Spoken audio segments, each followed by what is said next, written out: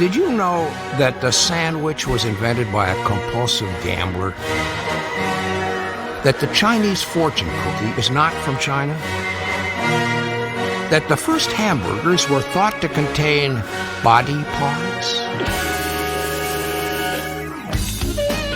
Since the earliest days, Americans have collected recipes from far-flung lands.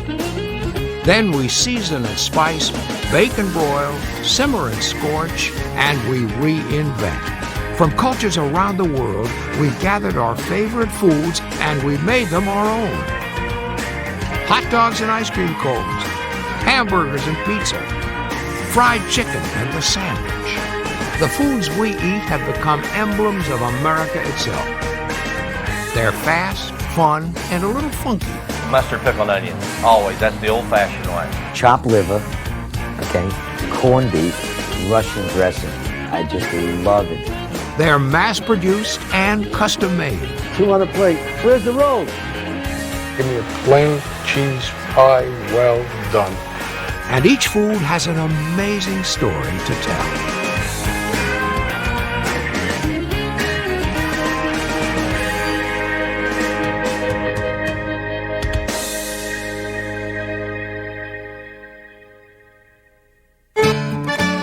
The story of American food is the story of American ingenuity, an uncanny ability to take food from somewhere else, bring it here, and make it, well, more interesting.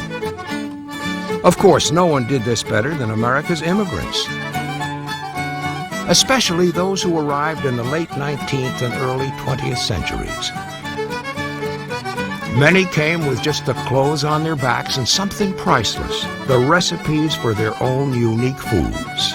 We are a mixture of the eating habits of the many cultures and the many peoples who have come together in the United States. We've made the cultural diversity of the United States part of ourselves in our everyday lives, and we enjoy doing it. Still, there wasn't always so much to enjoy.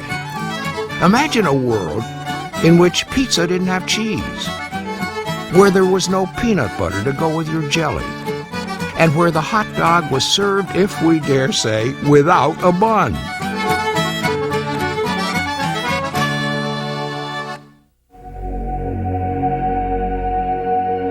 The hot dog,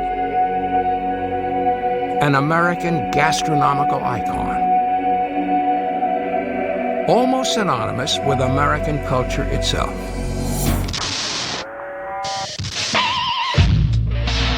No matter how you eat yours, with mustard, pickles, onions, or kraut, just about everyone likes hot dogs. At home, over the campfire, at the game, or on the beach. And the story of the hot dog is a very American tale, spiced with immigrant dreams, hard work, movie stars, and inspired hustle.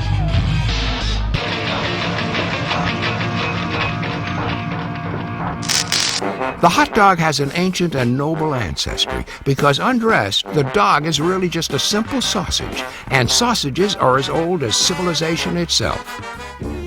In ancient times, butchers needed a way to preserve and store precious meat to keep it from spoiling. Sausages were simple enough to make.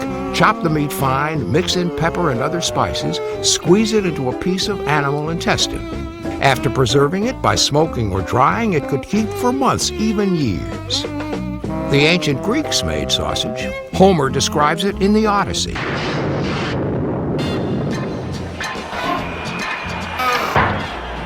The first Christian Roman Emperor Constantine tried to outlaw sausages in 300 AD because he thought they were too bound up in Rome's older pagan ways. No use. Constantine may as well have told his people to stop drinking water. But that's all ancient history. The humble hot dog as we know it dates from the 19th century, when German immigrants brought over the sausage that was destined to become world famous. By the 1850s, the so-called Wienerwurst or Frankfurter, after Frankfurt, the supposed city of its birth, could be found in New York's German groceries, the delicatessens. These sausages were usually beef with a little pork or lamb tossed in. One old sausage maker's trick was to add a little veal, which made the sausages plump up when they were heated. A hot dog's special effect that is still familiar today. In the late 1800s, grinders were invented that could chop the meat into a superfine mixture. A hungry diner could chew and swallow a frank in under a minute, an early fast food.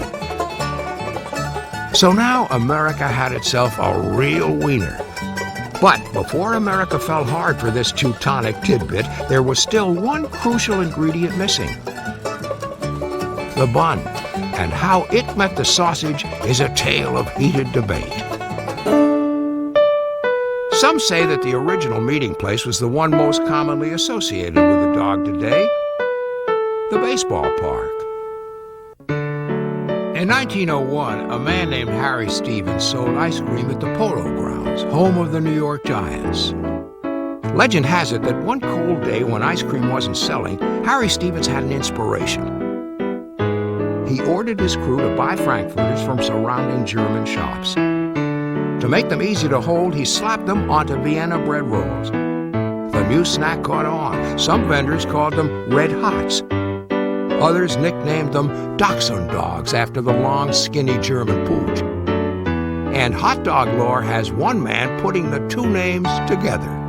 The sports cartoonist T.A. Dorgan drew a cartoon having the vendors say, "Get your red hots, get your red hot dogs here."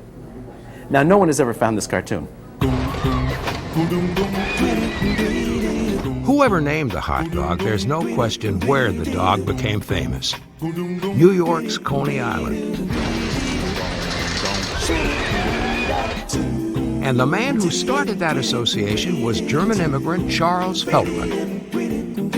In the late 1860s, Feltman was a meat pie vendor on the skinny spit of land at the bottom of Brooklyn. And according to Coney Island history, Feltman was the first one to put a dog in a bun. He got nervous when his competition started selling sandwiches, which were easy for the busy customers to eat on the go. So Feltman rigged a small charcoal stove to his wagon, boiled frankfurters, and then wrapped them in toasted buns. Within 10 years, Feltman's Coney Island wagon had grown into Feltman's Ocean Pavilion Hotel and Restaurant. It was a huge success, serving 7,000 people at once, many buying franks at a dime apiece. Then, on a momentous day in 1915, the hotel hired a young roll slicer named Nathan Handworker. These were the days before automation, so every roll had to be hand-sliced. My father, when he started out, the roll, came in, he had his hand there, and he had to use a knife. And, he's pretty fast, he was pretty good in it. Handworker was a Jewish immigrant fresh from Poland. He worked hard, and he was liked by everyone. And when a couple of the regular customers at Feltman's, a pair of struggling actors named Jimmy Durante and Eddie Cantor, told him he should start his own shop, Handworker considered it. He saved his money. One story says he did it by eating nothing but the hot dogs he could get for free at work. And after saving $300, Nathan quit Feltman's for the chance to take his own bite out of the American dream. Nathan's Coney Island hot dog stand opened on a corner just down the street from Feltman's in 1916. Nathan set out to make a better hot dog by first changing the blend of spices. And my father asked my mother to see, she was the cook in the family in those days, and he asked her to see if he can develop a spice formula that he can give to the spice manufacturer who sold to the meat people and manufacturer of the hot dogs. And she developed it. It took a while. And they finally said, this is the taste we want. Nathan's dogs were a little more peppery than Feltman's and a little juicier. They were all beef, they used lots of pungent garlic, and they were wrapped in a natural intestine casing, which made them crunch when you bit them. But most importantly, Nathan sold them for just a nickel, half the price of a Feltman frank. The first price war in hot dog history. And wouldn't you know it, it backfired. A lot of people, when he opened up with a 5-cent frankfurter and Feltman's was 10, they were a little worried. What kind of food do you give with a 5-cent frankfurter? In the early days, cheap hot dogs were being made out of dubious bits and pieces of pigs and cows. Nathan was using quality beef, but how to convince people of that? He offered free pickles, free root beer, but nothing worked. Finally, he came up with one of the greatest publicity stunts ever. He offered free meals to doctors at the Coney Island Hospital on one condition: they show up at his stand wearing their white lab coats. Once the public saw doctors eating at Nathan's, well, the health concerns over a nickel dog were cured.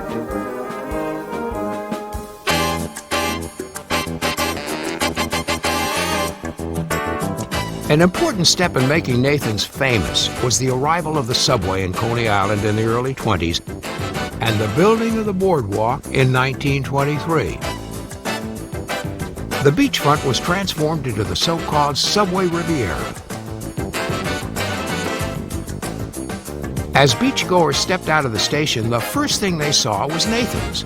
Now, no trip to Coney Island was complete without pushing your way to the block-long counter for a crackling, natural casing Nathan's. You just take a look at the subway and you just see thousands of people coming off and walking to the beach. And if it rained in the middle of the afternoon and the people would be coming off the beach, everybody on the counter would say, "They're coming off." and you'd just be deluged and it'd be overflowing into the streets, and it would just go on. Would seem like an eternity. The best of the griddle men at Nathan's could sell 60 hot dogs a minute. The hot dog's popularity surged.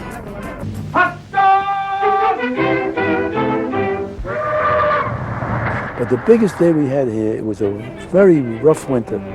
People couldn't go out the doors. They were tied up. It was snowy and miserable. Then toward the spring, Decoration Day is the start of our season. Well, that Decoration Day, everyone just got out. And they couldn't stand to be cooped up anymore. And Coney Island was mobbed, absolutely mobbed. And we sold 52,000 frankfurters that day. When the talented grill men plied their trade at Nathan's stand, magic happened. And that magic attracted some very familiar faces. Babe Ruth took his dogs with mustard, onions, and sauerkraut. It was whispered on the boardwalk that he ate 10 or 12 dogs between the games of a doubleheader. Unbelievable, but true. Celebrities who had survived on nickel hot dogs from Nathan's in their vaudeville days came home to Coney Island. He got every celebrity imaginable, and so in the mythology of Nathan's hot dogs, Jimmy Durante and Eddie Cantor and all the famous celebrities who played vaudeville in those days went to the stand, gave him publicity.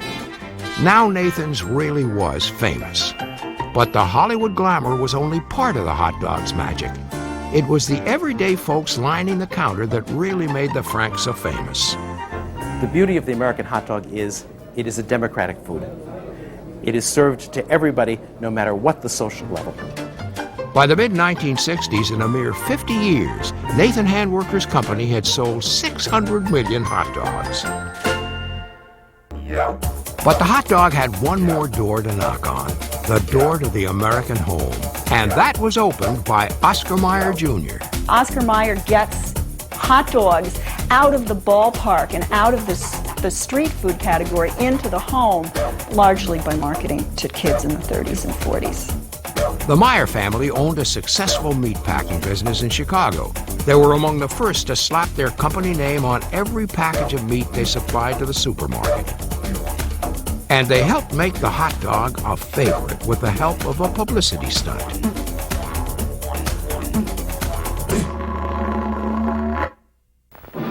Oscar Mayer presents Wienermobiles on the Roll. In 1936, Carl G. Meyer dreamed up the 13-foot Wienermobile. Internal combustion hot dog. He hired a midget actor, put him in a chef's outfit, called him Little Oscar, and sat him in the bumper seat. Frankfurter rolled across the land. Look! Little Oscar! Little Oscar, the world's smallest chef.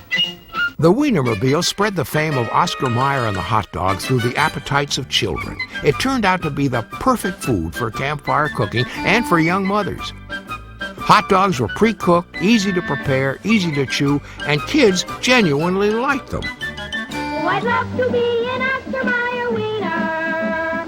That is what I truly like to be. 'Cause if I were an Oscar Mayer wiener, everyone would be in love with me. They knew that kids go shopping with their mothers. Get them to buy these hot dogs. Mom, I want this hot dog. So, of course, mothers give in. They don't want to hear it. The American dog itself was still evolving. Most of today's dogs don't have any skin at all. The meat is chopped and mixed, squeezed into a plastic casing, and cooked in the shape of a link. And then the casing is peeled away, leaving the meat behind. And although most dogs are all beef, there are chicken dogs, turkey dogs, even some which harken back to the bad old days. There are some real old-time hot dog brands which will serve you things like cow lips, cow ears, pork snouts. You will see it, lymph glands.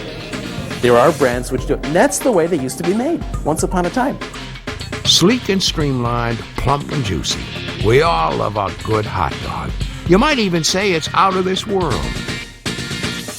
And by the 1970s, hot dogs were.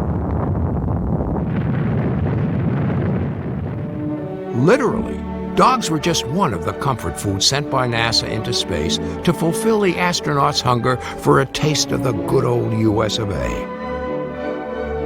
But the astronauts' dogs had to fly without their traditional co-pilot. There was just no room in the capsules for the yeast-risen buns.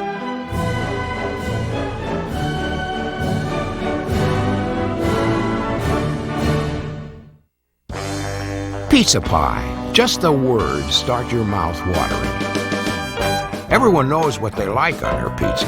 Year after year, the #1 topping is pepperoni. And we're just as sure about what we don't like. At the bottom of the popularity charts, you guessed it, anchovies.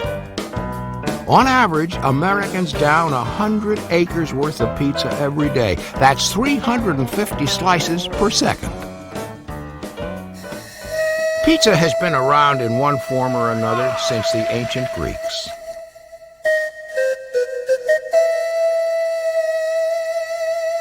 Old world tribes baked pizza by putting bread dough on the hearthstone next to the fire.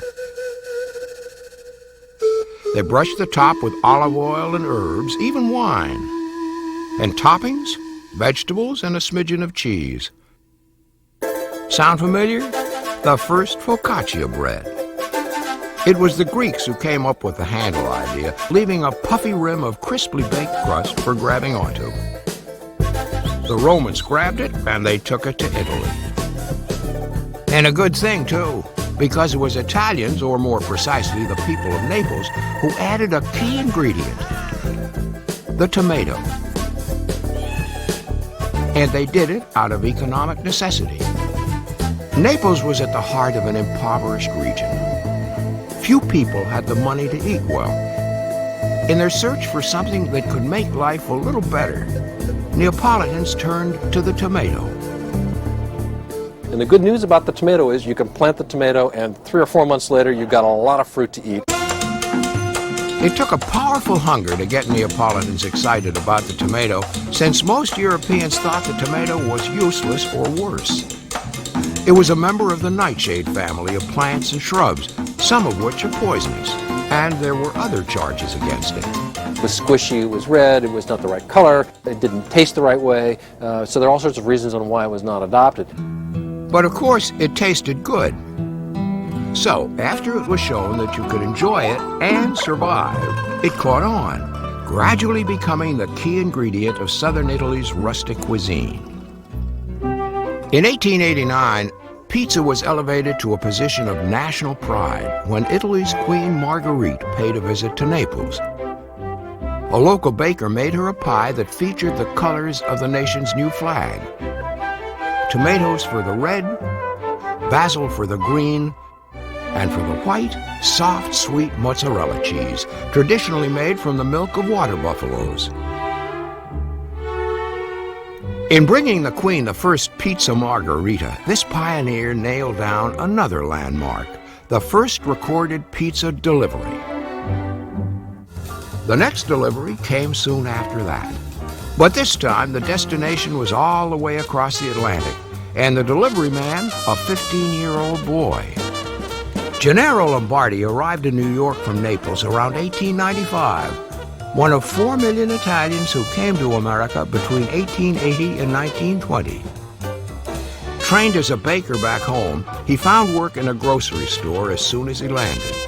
Every day, a parade of workers came and went past the store to factory jobs. So he started to make pizza. He persuaded the owner of the grocery store that he wanted to make pizza, and the people would pick up their pizza in the morning when they went to work. And work they did. Back home, most of the new immigrants had been farmers, but here they put in 6 long days a week in the factories, driving America's industrial revolution. They used to work 14-hour days then, and they used to take the pizza, and they used to put it on the radiator in the factory, and they would have it for their lunch, and when they worked late, they would have it for their dinner.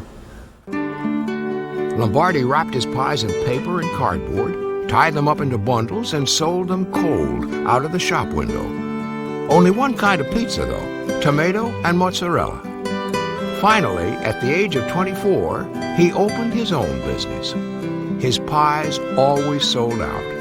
Back in 1905, the city declared that to own a business, you had to have a license. He was the first guy down there to get a license, because he wanted to be a real, true American. $2, that was it. And he hung it in the window as if it was a diploma from Harvard.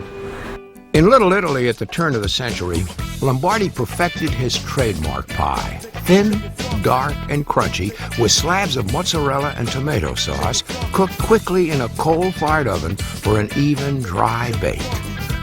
The temperature right now, where the coal is right in the middle of the coals burning, is 2,000 degrees. In the pizza oven itself, it varies between 700 and 800 degrees. I can run a locomotive on this oven. That's how intense the heat is. So that's why my pies come out the way they do. This is Victor, my head pizza chef. Lombardi-style pizza became New York-style pizza because Gennaro trained many of New York's first pizza chefs. He was happy to take new immigrants fresh off the boat from Naples and give them a job. But of course, family came first. His kids and their kids all took their turn before his ovens, and old man Lombardi was never an easy man to bake for. Doing the preparation of the ingredients and all, you had to really prove yourself in that area before my grandfather would let us even make a pie. Then when we did start to make a pie, we would get one shot. That was it every couple of days. We would make a pie, we would put it in, and if it came out okay, it came out okay. If it didn't come out okay, you still had to eat it for your lunch. For years, pizza remained a well-kept secret hidden in New York's Little Italy. But by the 1920s, pizzerias began to spread to Massachusetts, Connecticut, and beyond. In Chicago, a new style of pizza appeared. It was called deep dish pizza. Its inventor was Chicagoan Ike Sewell, who wanted a pizza pie special enough to deserve a sit-down meal. In 1943, after experimenting with variations on the pizza theme, Sewell and a partner came up with a 2-inch deep crust packed with gobs of mozzarella cheese, meat, and vegetables, and baked in a heavy iron pan. A pizza that weighed in at twice the bulk of a New York pie.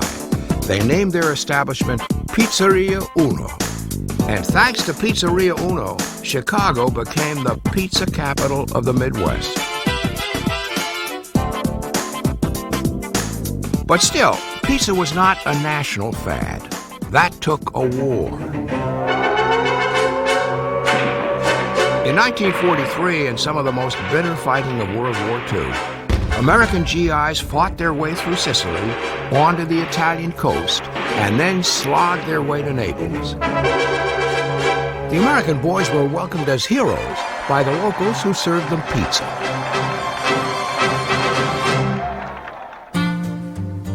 The GIs brought their taste for their newfound treat back to America. By the late 1940s, pizzerias were popping up all over the country, and they added a gimmick to bring them in. A pizza chef, throwing the dough high in the air and catching it before he rolled it out. It's a show, it's a drawing card. It pulls the people in. He's doing something magical with a piece of dough. He's flinging it up in the air. It's an attraction, it's a gimmick. It works. We do it here too. Not supposed to. You rupture the dough. You're supposed to spread it naturally with your hands. But again, you know, it's showbiz. The next step in making pizza big was in making it small. The slice. The slice changed everything in the 50s. And it's really only in the 50s that Americans of differing backgrounds start to eat pizzas in large numbers, usually in corner, Italian-run pizza places. With pizza in such high demand, the next development was inevitable, the pizza chain. In 1958, entrepreneur brothers Dan and Frank Carney rented a tiny brick building in Wichita, Kansas, and opened a pizzeria. We borrowed $600 from my mom in order to get started and bought a bunch of old ovens. We had a sign that was given to us that would take only the number of letters, 3 letters after the word pizza. And after several meetings, my wife came up with the idea that it would be Pizza Hut. This was a natural. The Carney brothers worked late into the night and still remember walking home in the dark smelling like pizza. But after months of experimentation, throw the switch. Pizza Hut was a success. The most popular topping was hamburger, though that wasn't Dan's favorite. When I was making it, my favorite was pepperoni and anchovy, but now it's sausage and onions. I had a stronger stomach than when I was younger. But it took another pair of brothers from Detroit, Jim and Tom Monahan, to take the next giant step in pizza history. The Monahans figured they'd clean up if the longest trip their customers had to make was to the telephone. The Monahans took a successful idea, home-delivered pizza, and added a classic American flavor, the guarantee. They promised delivery in under 30 minutes. Their original store, Dominic's, became Domino's. Their first 3 stores are still commemorated in the 3 dots in their logo. But as the popularity of pizza soared, the quality suffered. First of all, there were only so many old-world pizza makers around. It was much easier to get the ingredients ready-made from an outside supplier. Coal ovens had given way to efficient gas models. New dough machines had replaced the old laborious kneading by hand. And with refrigeration, there was no need to make up everything fresh. The result was a breakthrough for the pizzeria owner and a sad day for the customer.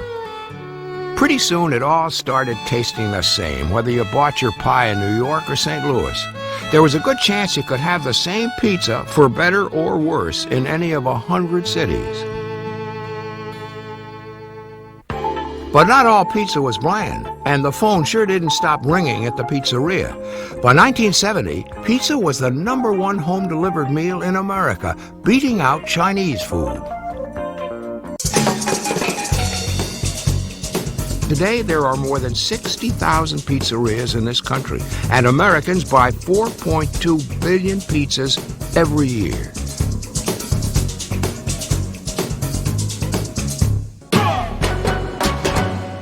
Cooked right, there's nothing like that perfect combination of dough, spices, tomato sauce, and cheese. The sauce that he's using, we make fresh every day. The fresh mozzarella has to be cut like this because if you tried to shred it like a regular processed cheese, it would come out like mush. Now it's going to go right into the oven. That's it. Simple, good ingredients, hot oven. 4 minutes, the pie is out. In and out in 4 minutes. Toppings cooked, everything. Crisp. That's the perfect plain classic pizza. A Lombardi classic pizza. It's beautiful. Look at it. I can't say nothing else. On a super hot grill in Wichita, Kansas, a meatball sizzles in a pile of crackling onions, and sizzles and sizzles. But it's not cooking fast enough. The hungry customers are waiting. At last, in a fit of rage, the cook raises his spatula. Wham! Culinary history. That pesky meatball is squashed into a flat patty. It cooks fast, it's tasty, and the cook notices it fits just perfectly on a round bun.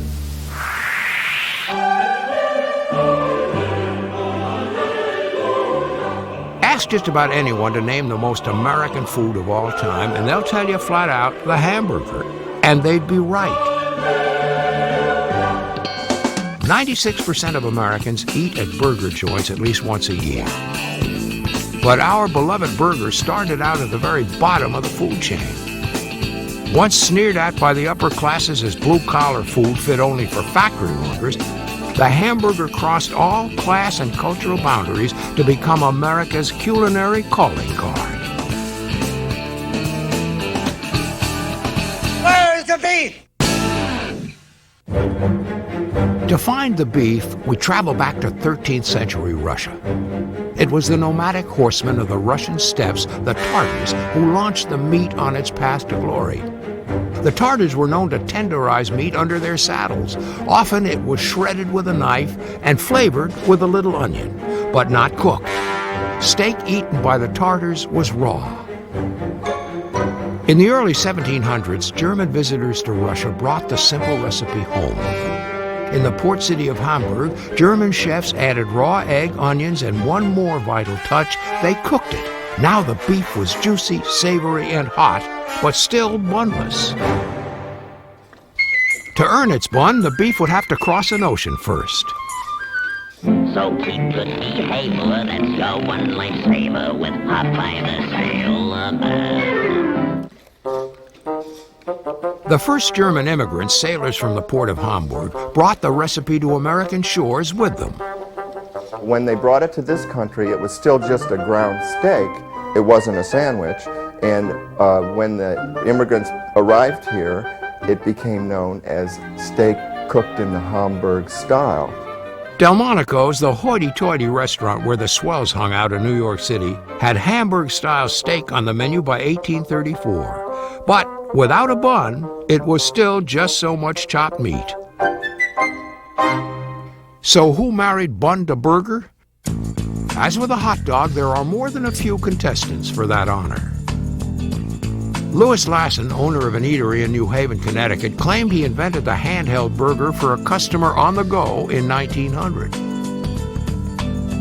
A guy named Frank Menches said he started it all at the Akron County Fair in Ohio in 1892.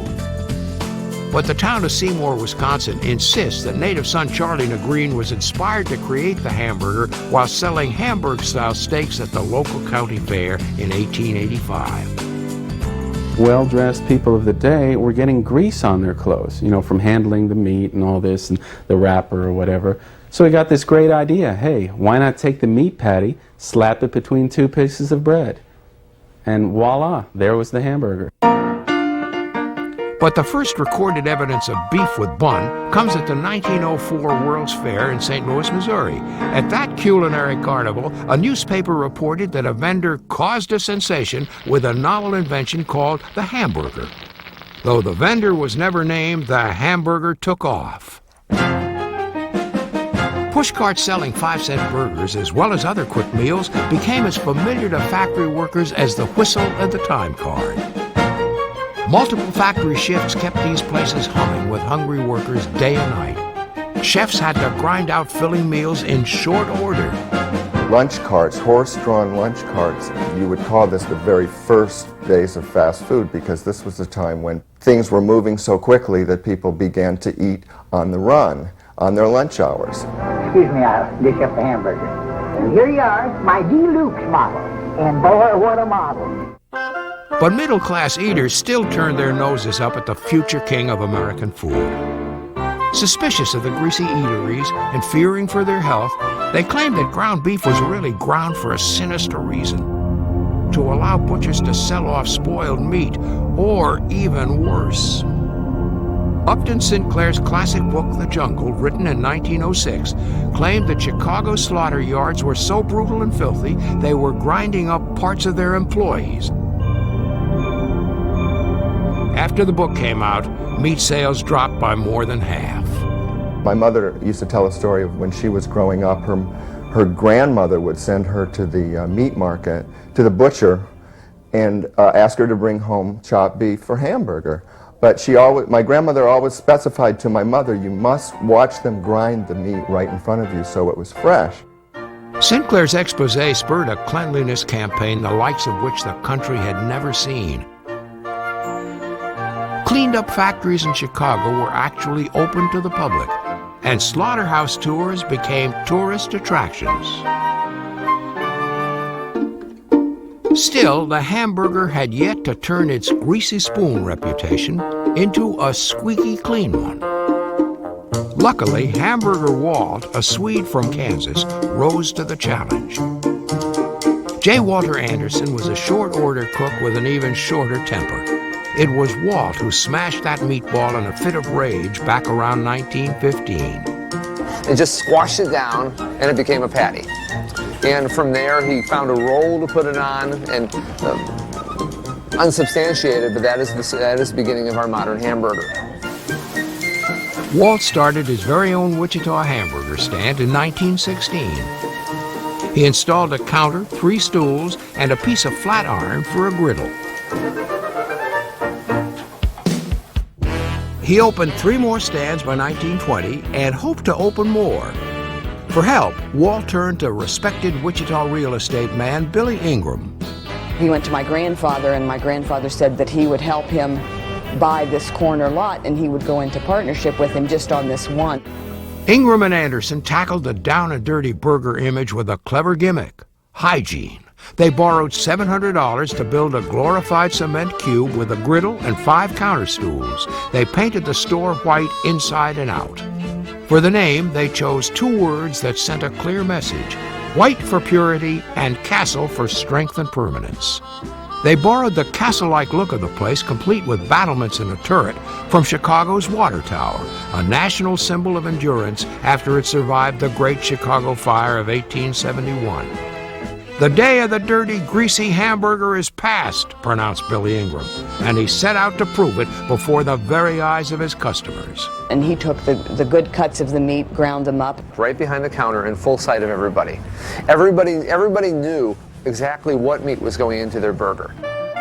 Each castle offered a simple menu: burgers, hot coffee, and cold soda pop, all served with a smile. At the outset, White Castle only employed men. A polite and well-groomed cook stood over the sizzling grill. He was under orders to trim his fingernails, shave carefully, and keep neat as a pin.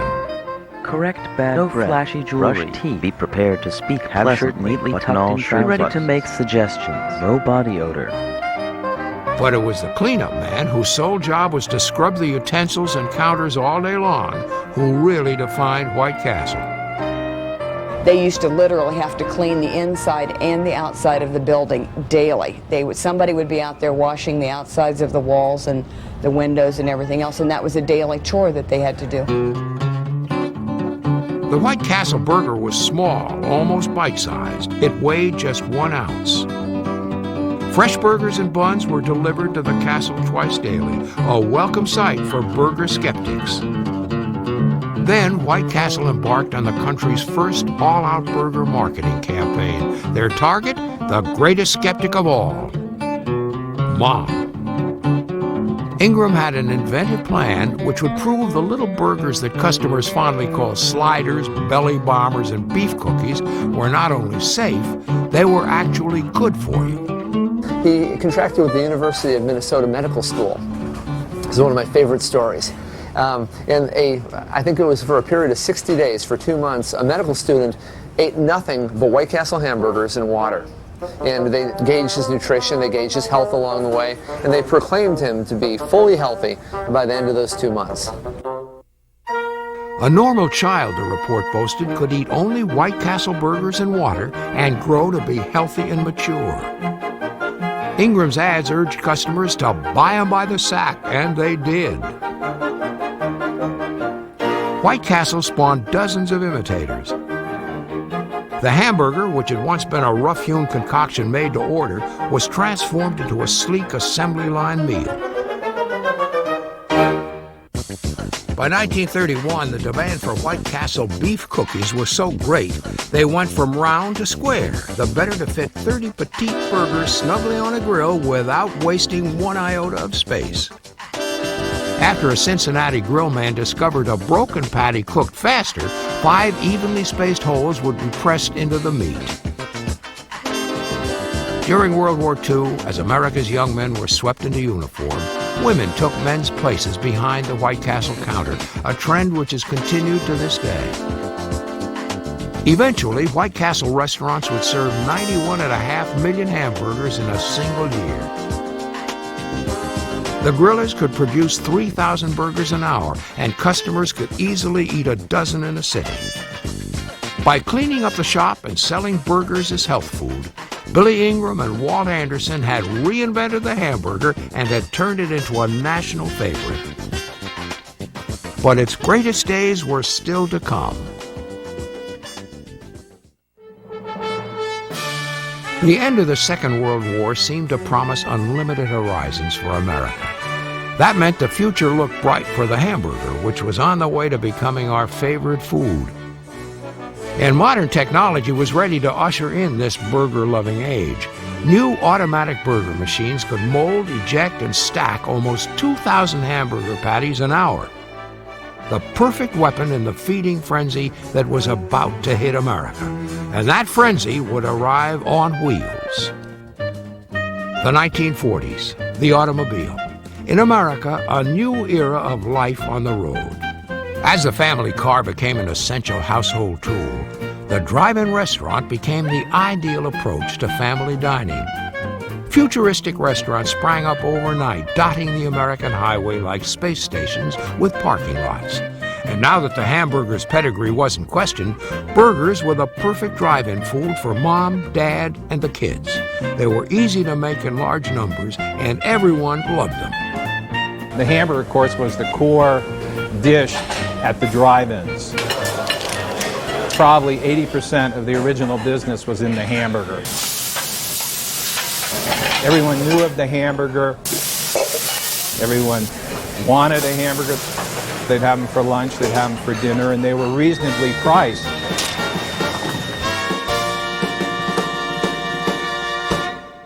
But the burger eventually outlived the drive-in, which by the 1960s had turned seedy. By that time, a pair of California drive-in owners had begun to change the pace. That is, turn up the pace and clean up the place, so to speak. The burger was getting ready for the big time. Richard and Maurice McDonald had closed down a successful drive-in in San Bernardino in 1948. The change they decided on was stripped-down modern efficiency. No more cars and no more hops. And most important, no waiting.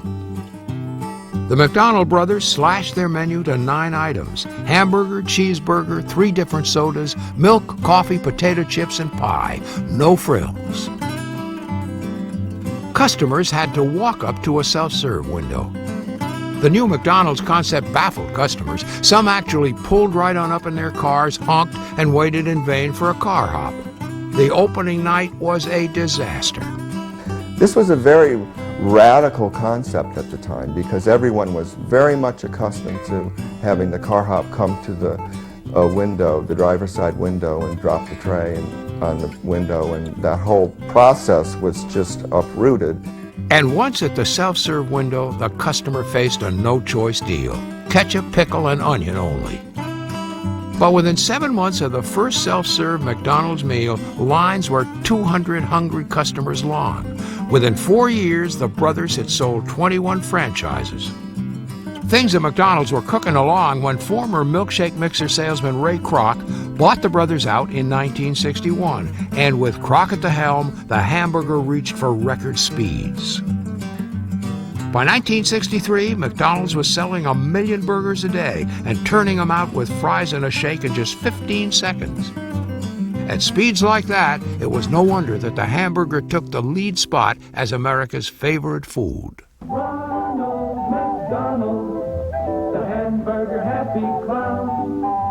In 1967, something even bigger happened to the McDonald's hamburger.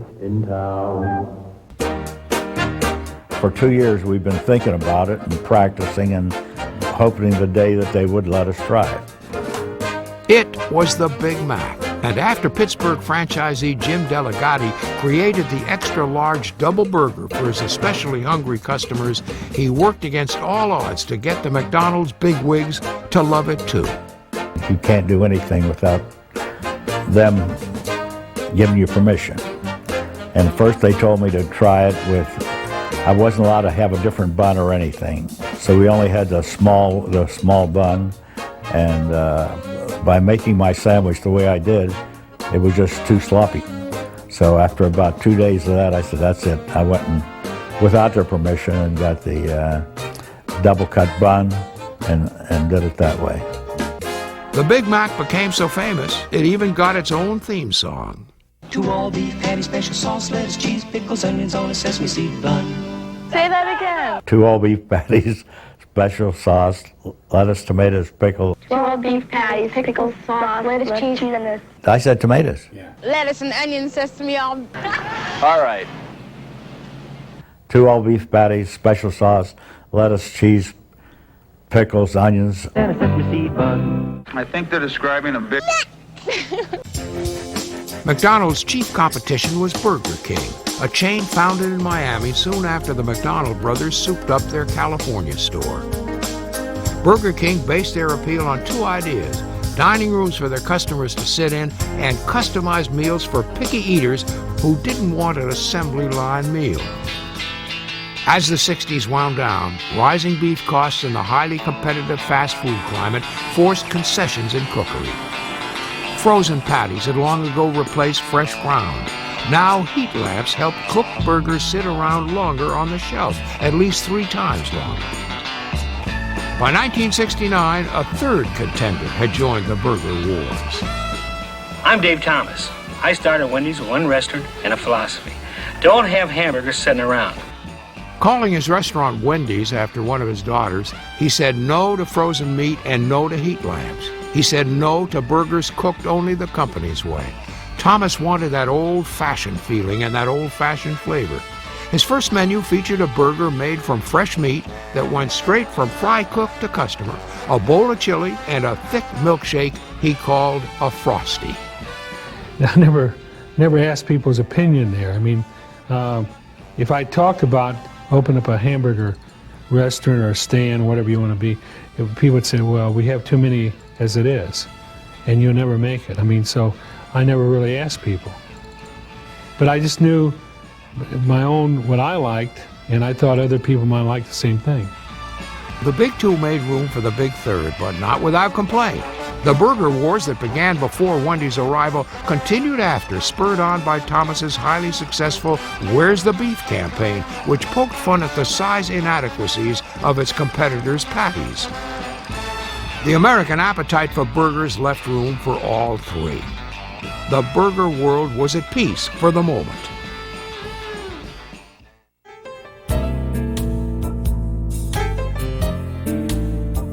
Fried chicken, rolled in flour and spices and fried golden brown. Portable Provisions, America's original finger food. For years, fried chicken was a regional specialty, a favorite of the South.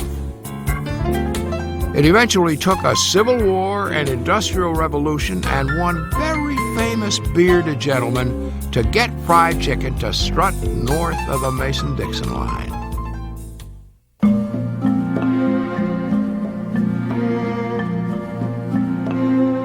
No one knows for sure who first fried chicken in America, but it's a good bet that Africans who were brought over to America as slaves brought the recipe. There are some culinary techniques and culinary sort of hallmarks, if you will, that are, if not exclusive to Africa, certainly well evidenced in Africa. And one of those is frying in deep oil, otherwise known as deep fat frying. And so we can, in some small way, claim to have our own little hand in the frying part of the fried chicken. Well past the Civil War and emancipation, only the wealthy actually ate chicken on a regular basis. It was expensive back then, reserved for Sunday dinners and holidays. Hence, its African-American appellation, the gospel bird. Okay, because it was Sunday dinner. If you were lucky enough to have it for Sunday dinner, it was definitely Sunday dinner. After church on Sunday, the pastor would come to your house. You might have invited him over for dinner, and the pastor would come, and the idea of the gospel bird would be sitting at the center of the table, and all hands stayed off until the preacher got whatever piece the preacher wanted. Of course, it took more than prayer to put that bird on the table. It took work. In the late 19th century, many farm wives started raising the chickens themselves. There was a time when fried chicken was something that was walking around your backyard instead of something you buy from the grocery store. The chickens used to have a name. You know, it was Bessie and Lula and, you know, Maribel. New machines like the incubator made raising lots of chickens possible. In 1880, there were 100 million chickens in America. 10 years later, that number had doubled. Now chicken was an everyday food. For black travelers not allowed into most restaurants, it became the perfect portable meal. No knife or fork required, not much mess, easy cleanup. Many carried their meal in a shoebox, the original box lunch. Some of the things that you would have in the shoebox would be a piece of fruit. Okay, and a piece of fruit was frequently something that was also somewhat juicy, not juicy enough to be messy, but something where you could have that instead of water. An apple was good, an orange was good. And you got chicken! You got fried chicken of some sort, coming complete with its little handle and its bone and everything else. And this was how you traveled. But fried chicken was still a southern specialty.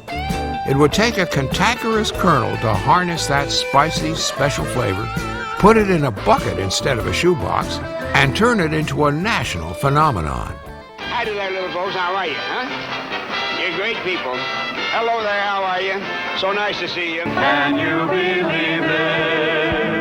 How did it happen? How did he do it? What is his name? Harlan Sanders considered himself a complete washout. A 7th grade dropout, he had failed at one job after another. Streetcar conductor, steamboat ferryman, railroad fireman.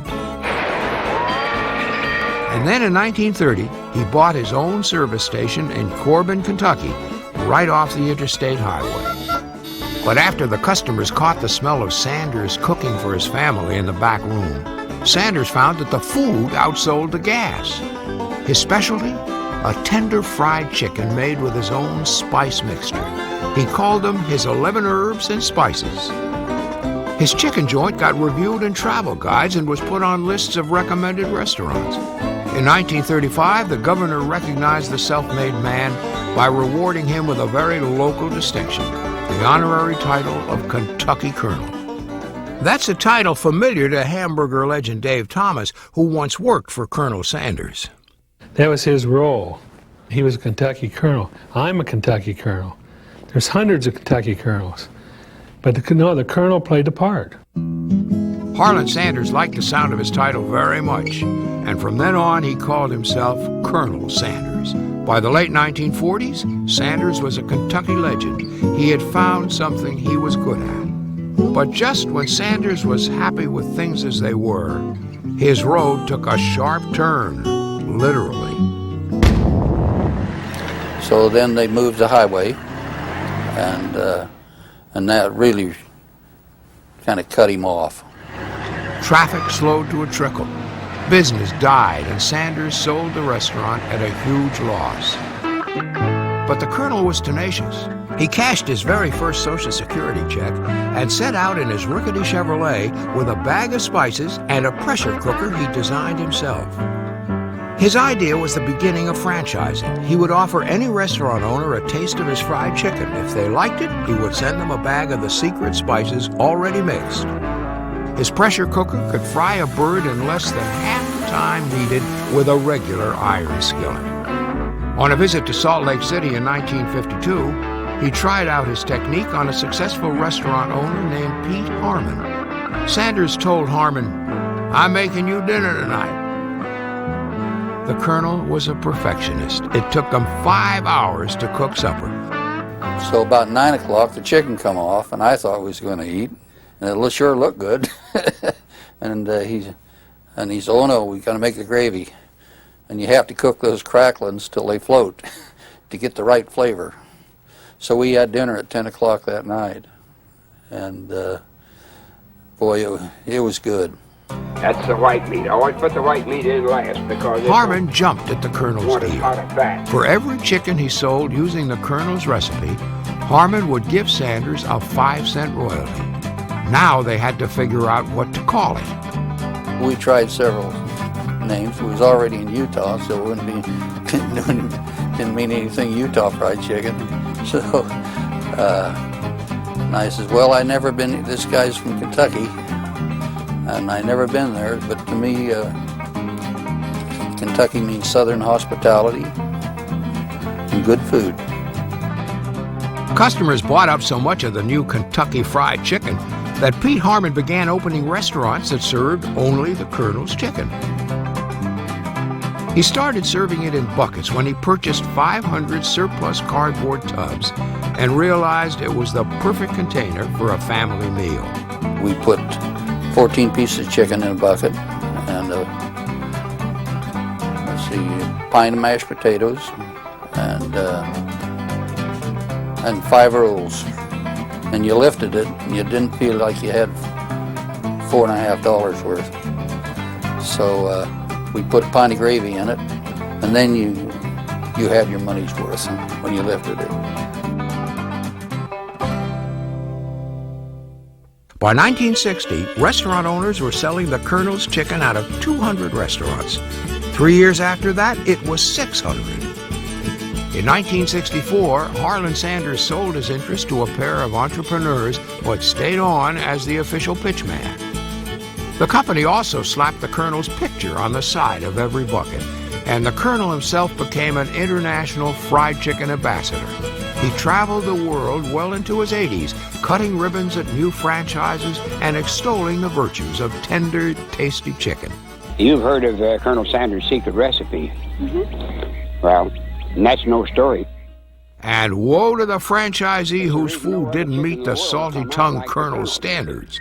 And he used to say, if I ever catch anybody not cooking it right, he says, I'll back my Cadillac up there and take their cookers away from them. You.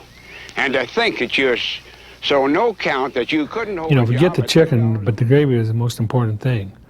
And it was a really obsession with him.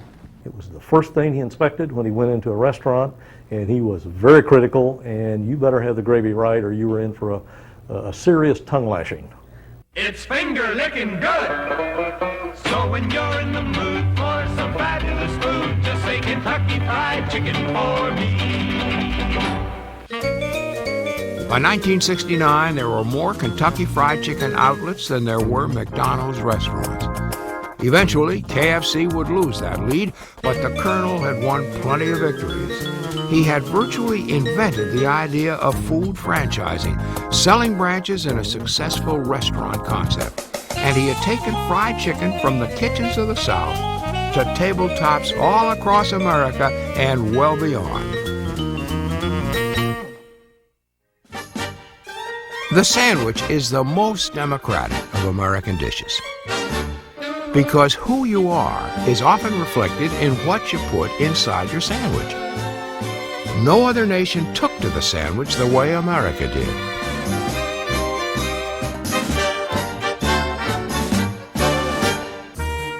But the sandwich actually owes its name to an 18th century British blue blood. Sir John Montagu, the 4th Earl of Sandwich, was a passionate gambler. One day, as the story goes, he got hungry in the middle of a card game. He didn't want to get his cards greasy, so he asked for a piece of meat between slabs of bread. The system worked, and the story got out and even crossed the Atlantic. Here in America, we experimented with the sandwich, and by the end of the 19th century, we could offer the world a truly original sandwich. It's peanut butter, of course, and it started out as healthy nutrition for adults. In fact, it's said that a doctor invented the stuff, not, as everyone thinks, George Washington Carver. George Washington Carver did many good things, and particularly with the peanut, but he didn't create peanut butter. We have good evidence that a doctor in St. Louis in 1890 certainly was eating peanut butter ground up. Actually, this good doctor created peanut butter as a way to feed protein to his elderly patients who had no teeth. Eventually, in the 1890s, John Kellogg, father of the cornflake, patented a way of making peanut butter and advertised it as a pasty adhesive substance. Certainly not an approach you'd think would ring up sales, but it did. As soon as you have peanut butter created, you have peanut butter sandwiches. And then the type of foods that are applied to peanut butter sandwiches multiply dramatically. So you have tomatoes in peanut butter, you have anchovies in peanut butter, you have liver in peanut butter, you have all these types of sandwiches that would sound god-awful today. Good news for sandwich eaters. Peanut butter and bacon became so popular that Oscar Mayer created a special spread with the two flavors mixed. What a tantalizing flavor Oscar Mayer bacon gives to peanut butter. But one peanut butter combo created by some caring mother sometime before World War II took the prize. Good old peanut butter and jelly. Mom, can I have a sandwich? Then the government fed PB&J sandwiches to our soldiers. Loaded with protein, easy to store, ship, and serve, peanut butter helped the U.S. Army refute the old cliche that wars are won on meat. It stuck. And why it stuck, I can't tell you, other than the fact that as a child I loved it, and I'm sure most of the rest of us that had peanut butter and jelly sandwiches as kids loved it too. And it seems we still do.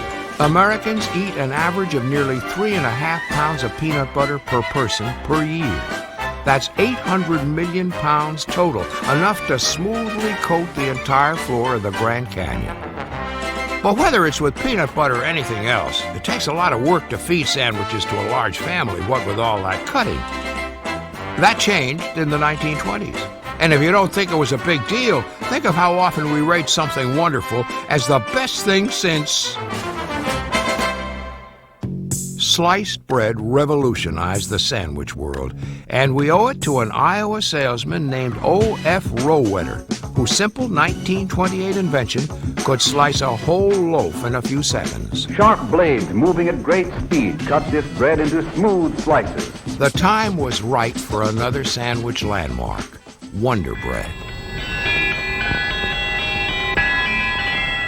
Come and get it, Tag. Plenty of Wonder Bread sandwiches today.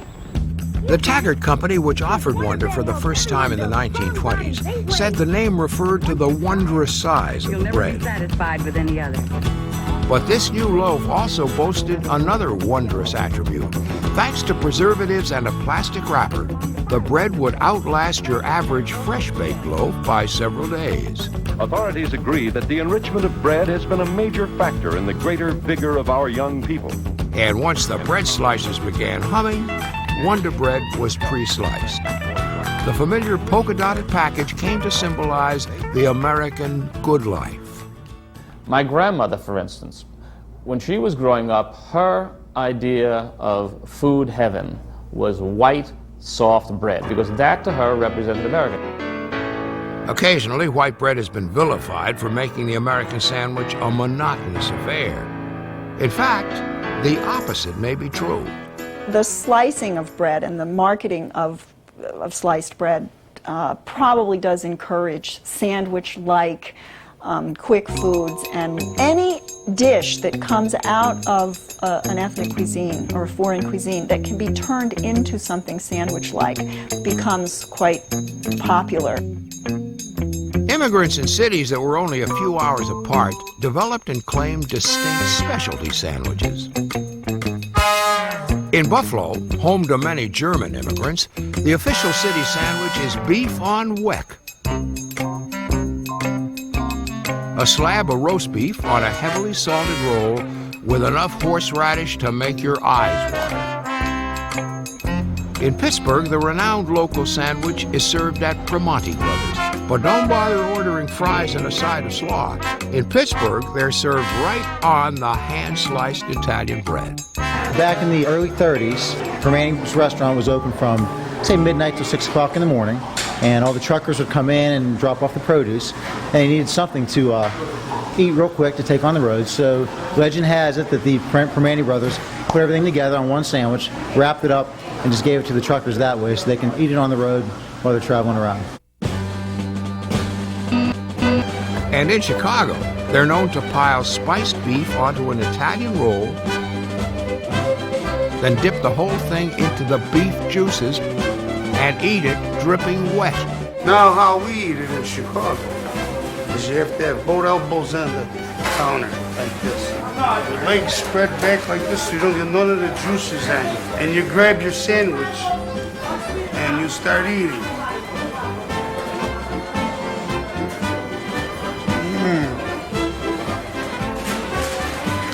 You see what I'm talking about? Well, how this drips off. Wish I had some napkins. American eaters are serious about variety, so if the sandwiches themselves aren't much different, no problem. We'll give them different names. Take the universally loved combination of salami and other cold cuts on a long Italian roll. That was originally called a grinder in New England because of the chewing it took to get through the crusty bread. But during the Second World War, deli owner Benedetto Capaldo in Groton, Connecticut, started shipping huge quantities of his grinder to the workers at the town's famous submarine factories along the river. The shipbuilders ordered more than 500 of them a day, so Capaldo started calling them submarine sandwiches in honor of his new clientele. In Pennsylvania, the sandwiches were named hoagies, a name believed to have been borrowed from Hog Island, another shipyard where workers ate the big Italian sandwiches. And in Louisiana, they were called poor boys, after a restaurant gave out free sandwiches to striking workers in 1929. And that's only the beginning. What about zeppelins, torpedoes, rockets, heroes? I'm famished.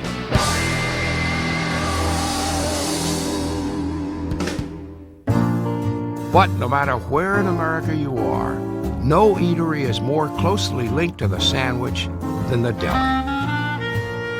Delicatessens got their start on the East Coast in the waves of German and Jewish immigrants who came through Ellis Island.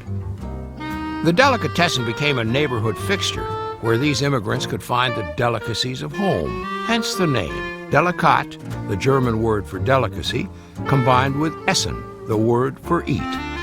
During the Great Depression, delicatessen owners literally banded together and started a campaign to convince Americans of other backgrounds to learn to eat delicatessen foods. Just step right down, folks. French and tossed salad. The centerpiece of the delicatessen menu came to be sandwiches made from the cured meats, corned beef and pastrami, both common among the poor cultures of Europe. John, I need cheesecake. Corned beef is cured by soaking or injecting it with salt water. Then it's rubbed with garlic and cloves. It's boiled or steamed for the familiar gentle flavor. Gonna need a side order, string beans with that omelet. Its cousin pastrami, the name is Yiddish, not Italian, is smoked before it's steamed and encrusted with ground pepper and other spices. Side it down, but one of the most famous deli sandwiches was invented in the 1930s. One Reuben, please, one Reuben. When deli man Arnold Reuben hit on a really distinctive combination. Arnold originally, when he made the sandwich, made it on toasted rye, and the way it was made is he would toast the rye bread, then a layer of corned beef, the sauerkraut, and then the Swiss cheese was melted. It became unique, okay? And all the flavors just melded together. The original Reuben sandwich featured more than half a pound of meat, dripping with sauerkraut and melted cheese. It was served on giant slices of rye bread, sliced extra thin. And people were willing to pay for the gastronomic event, a whopping $5. And before long, the sandwich was a national phenomenon. The Reuben sandwich has become a celebrity in its own right. And it's like taking a picture of a celebrity on the street. You don't need their permission, okay? And you don't need for them to sign a waiver, okay? That's what the sandwich has become. It is its own institution. It has become its own celebrity.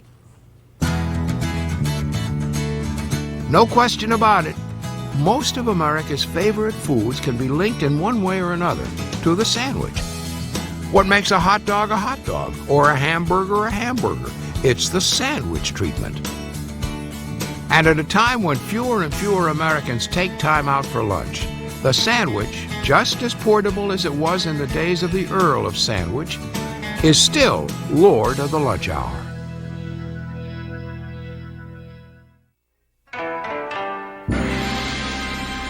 Welcome to Szechuan Palace, or Hunan Taste, or Golden Dragon, or Jade King. Whatever the name, it's a taste of the Far East in your hometown.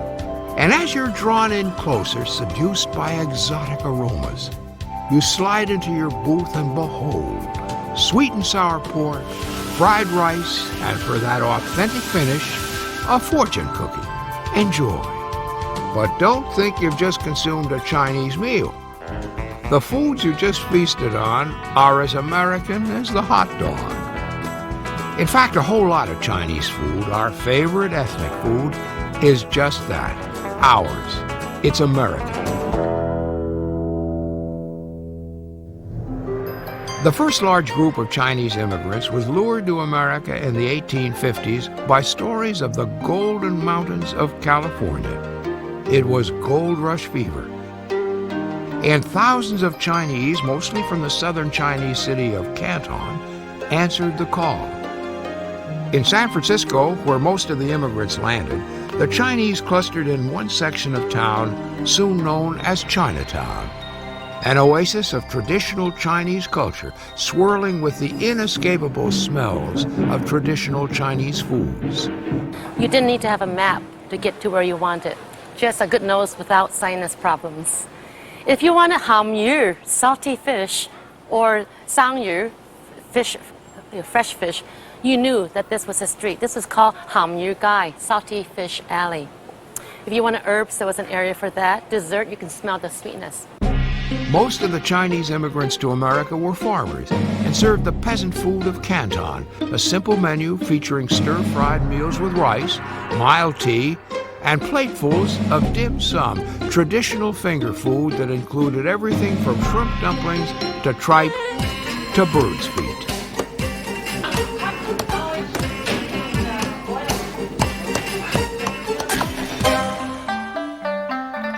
The first Chinese restaurants served these foods from home to Chinese customers who couldn't or didn't want to cook. This is a heavily male migration, and whenever you have a heavily male migration, you get a proliferation of restaurants to serve those men without women. You see the same case in the Greek and the Italian migrations that you see in the Chinese migration. Lots of restaurants. Chow chows, they were called, and they offered all you could eat for a buck to hungry Chinese laborers. But then something odd happened. Pretty soon, the non-Chinese were coming in, and the Chinese realized that this is a business. This is a business in itself. So before long, restaurants started popping up. Of course, the owners knew they'd have to westernize their food a bit to keep the non-Chinese coming. But the Chinese adapted. Which is not to say all was harmony. The Americans were often referred to as lo fan, or the barbarians. And what the barbarians wanted was chop suey. Chop suey has its roots in Canton, where the words sop suey mean miscellaneous scraps. And that just about sums it up. Chop suey is Chinese leftovers. Its exact origins are clouded in mystery. But it was created here in America. One story has to do with a Chinese cook faced with a bunch of hungry miners, again in the off hours when he doesn't have a whole lot left in the kitchen, but they're hungry, they've got money in their pockets. He chops up whatever he's got, puts it on a sauce, throws it on some rice, and hands it to them. It's not really a Chinese dish, it's just more of an idea. And a very flexible idea at that. Chop suey was usually made from whatever vegetables Chinese cooks could get their hands on. Carrots, potatoes, and tomatoes were just as likely to turn up in chop suey as water chestnuts or Chinese cabbage. The meat could be whatever the customer wanted. The most essential ingredients were bean sprouts, soy sauce, and more soy sauce. If they were going to eat Chinese, Americans wanted as much of that Chinese flavor as they could get. But only from the food. By the late 1800s, many Americans were worried that the Chinese, who worked long hours for little pay, would take their jobs. the Chinese became targets of prejudice by many. Their clothing, hairstyles, and their practice of eating food with little wooden sticks were ridiculed and reviled.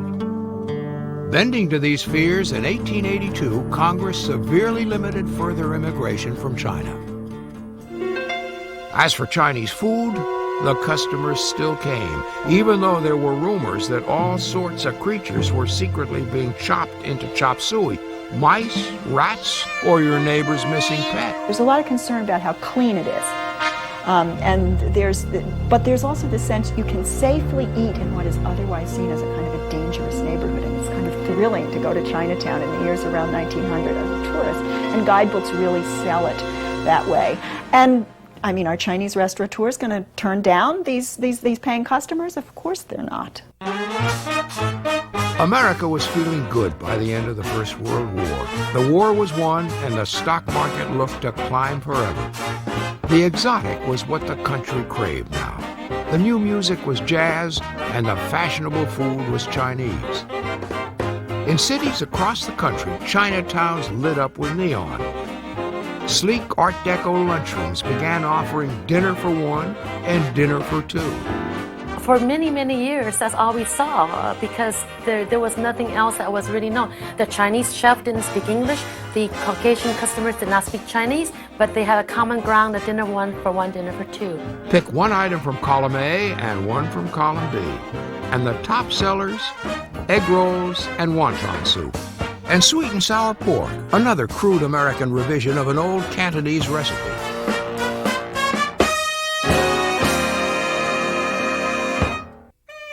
And the meal was always finished off with a fortune cookie. It's only natural that the message in the cookie knows our future. This is from China with its 3,000 years of wisdom. Except that the cookie didn't originate in China. It's most likely from California. There was a tradition in China of hiding messages in cakes. It said that rebels in the 12th century got messages past the emperor's guards in what were called moon cakes. But the first of the sweet folded envelopes, the way we eat them now, are often credited to the owner of a Chinese eatery in L.A. The story goes he came up with the idea in 1916 as a way to amuse his customers awaiting their orders. They're entertaining. They contain an element of surprise, and the mixture of entertainment with food has been a very important theme and sort of the introduction of foreigners to American culinary life.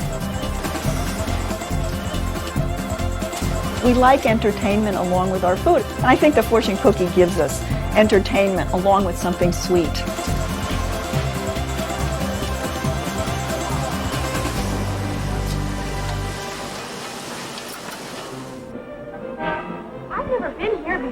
Oh, we're so glad you could come. The combination of the flavors and the exotic found in Chinese restaurants proved irresistible. Oh, the real Chinese dishes are over here. Thanks, Bob. Chinese food became an official American diversion. You know, there's no telling what we'll get, but I'm willing to take a chance if you are. Oh, that's the fun of it, Bob. Here, girls, here's the ways how to use the chopsticks. Eating with sticks, once sneered at as a sure sign of Chinese inferiority, was now the signature skill of the sophisticated diner. Nothing was more fun than going to a Chinese restaurant to share a table full of steaming platters. Chinese love to eat. We never ask you, how are you? We ask you, have you eaten? Sik mei ya? Have you eaten? Because we want the door to be open for us to feed you some more. Food is a way of communicating love, friendship, and for the Chinese people, the only way to eat is to put all the food in the middle and share. In the 1950s, the boom in food for the road made no dent in the Chinese business. They'd been offering food to go for 100 years. Chinese restaurateurs may even take the credit for inventing American takeout. 19th century waiters from Chinese eateries regularly took whole meals, complete with plates, bowls, and silverware, to private homes.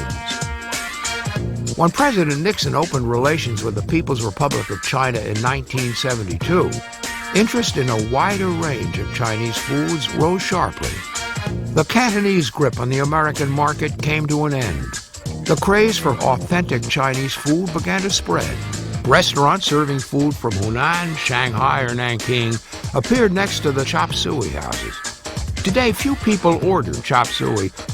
American eaters have forsaken the simple improvised meals that taught them to love Chinese food.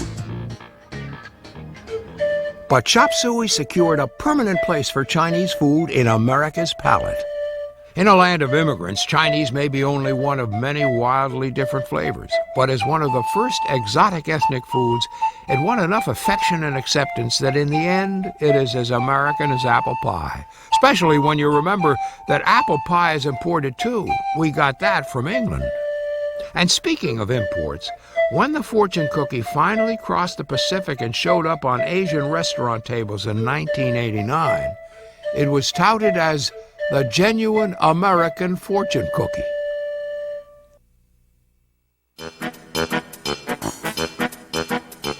Ice cream, smooth, cold, and sweet.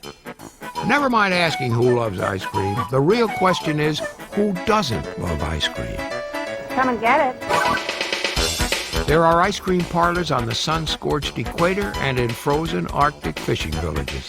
There's an ice cream shop on the Caribbean island of Barbados that offers ice cream flavored with flying fish. But no one loves ice cream the way Americans do. It was in America where ice cream joined the cone and where it first cloaked itself in chocolate to become every child's idea of heaven.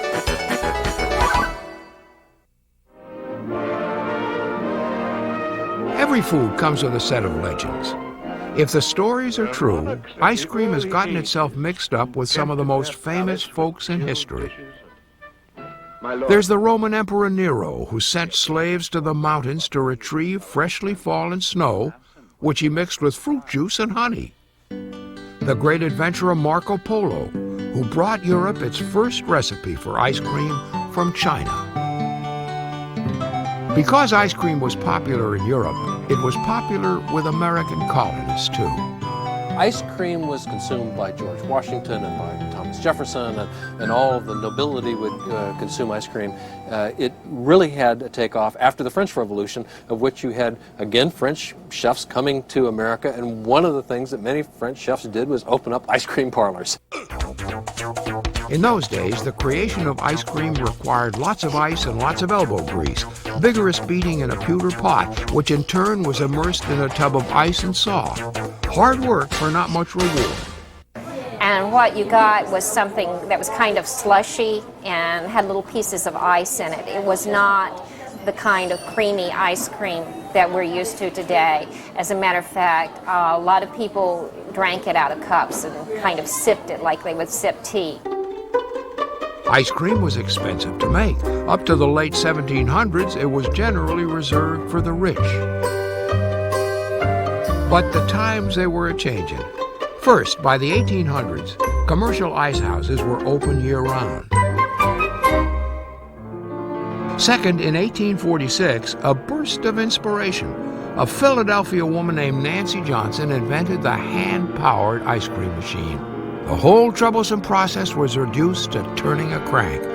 Thanks to these two developments, ice cream could now be made in the humblest of households. But the boost that made ice cream the mega superstar it is today was its introduction to a magic elixir, soda water. That happened in 1874, and it happened in a soda fountain. Because soda water was originally taken as medicine, soda fountains were first located in pharmacies. And there, everybody could partake of the pleasure so wholesome and so healthful. Later, soda fountains opened on their own in towns all over America.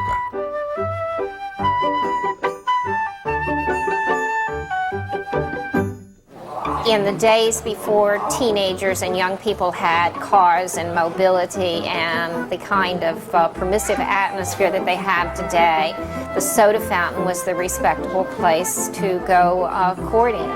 So they played a very important role in letting young men and young women meet in a socially acceptable atmosphere. At the center of the soda fountain was the soda jerk. Part circus barker, part waiter, this man with the magic fingers often put on a show as he presented you with the delectable drink of your choice.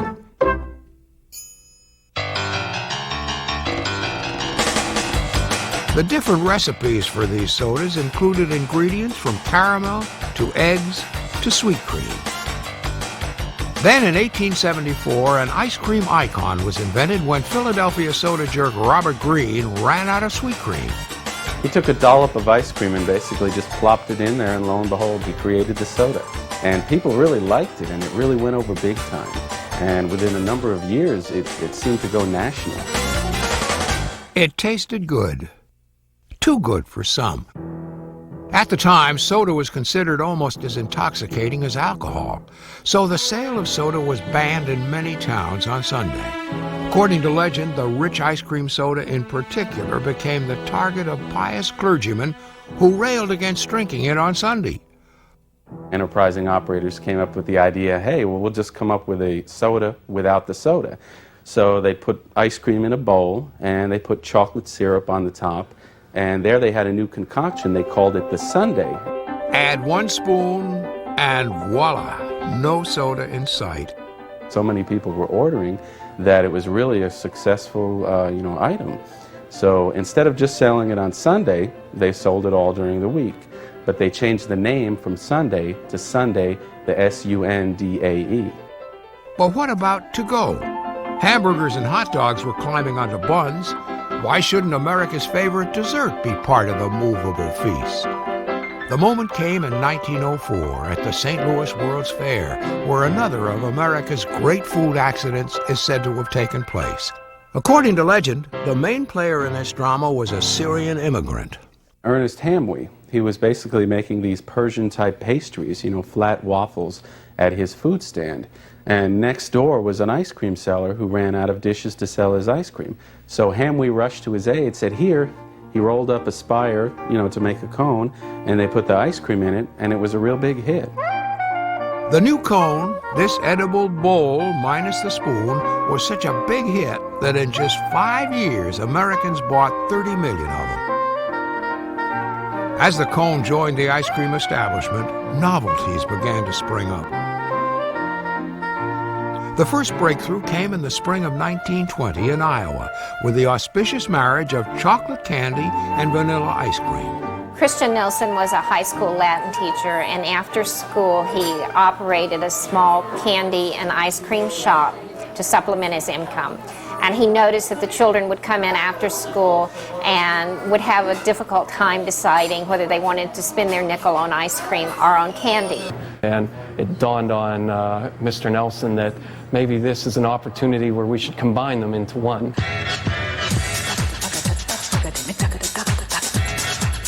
Nelson initially called his invention the ice cream bar, but changed it to Eskimo pie, hoping the new name would make his product more appealing. It did. The first 250,000 pies sold out in 24 hours. Nelson's Eskimo pie was only the tip of the ice cream novelty iceberg. In 1920, Prohibition handed ice cream a tremendous surge in business. It's no longer a question of liquor or no liquor. Beer factories were refitted to make ice cream. Soda fountains absorbed thousands of former barflies who needed somewhere legal to turn. Ice cream novelties like the Klondike bar, an imitator of the Eskimo pie, were a good bet in those non-alcoholic days. And Harry Burt Sr., a candy store owner, came up with one novelty that would become a classic. He tried to replicate the Eskimo pie, but his family thought that it was too messy to hold a chocolate-covered ice cream bar. Well, he had already had for years a candy bar with a stick in it called the Good Humor Sucker. So he adapted that stick to his ice cream concoction, and just like the Eskimo pie, it was a runaway success. Burt called his sweet treats Good Humor bars. Bert took his idea to the streets with a single truck he operated with his son. Then he trained a small squad of drivers to bring his products to neighborhoods and business districts. The salesman drivers, impeccably dressed in white uniforms, saluted male customers and tipped their caps to women. Bert took his team from Youngstown, Ohio to Chicago, where, the story goes, the mob tried to strong-arm him for protection money. Bert said no, and may have been one of the few Chicagoans to benefit from actually refusing an offer he couldn't refuse. Well, they say that when the mob apparently threatened and then blew up the Good Humor trucks when they tried franchising their product in Chicago, that apparently made the front page news, and the fact that they didn't give in to the mob put them in good standing with the public. Good Humor men took on mythic proportions. Stories abounded of the white-clad heroes reporting fires, rushing newborns to the hospital, supplying ice cream to flood victims, even stopping a counterfeit money ring. By the 1950s, the average American was gobbling up 20 quarts of ice cream a year. Soon soda fountains gave way to the ice cream franchises, chains that offered both consistency of quality and variety. The American sweet tooth is apparently insatiable. In the 1980s, the ice cream business seemed to fall into the hands of the so-called super premium brands. Haagen-Dazs and Ben & Jerry's fought for the bragging rights as the smoothest or creamiest or freshest. But ice cream fans showed that their hearts were still in the glory days of novelties. Since 1995, the most popular ice cream novelty in America has been the good old Klondike bar.